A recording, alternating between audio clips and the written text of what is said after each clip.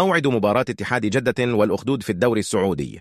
والقنوات الناقلة يلتقي نادي الاتحاد السعودي مع نظيره فريق نادي الأخدود في إطار لقاءات الجولة السادسة من سباق دوري روشن موسم 2023-2024. وتعد هذه المواجهة لقاء قمة يجمع بين طرفيه فريقين يبحثان عن الفوز من أجل التواجد في مقدمة جدول الترتيب، خاصة الفهود الذين يدافعون عن اللقب.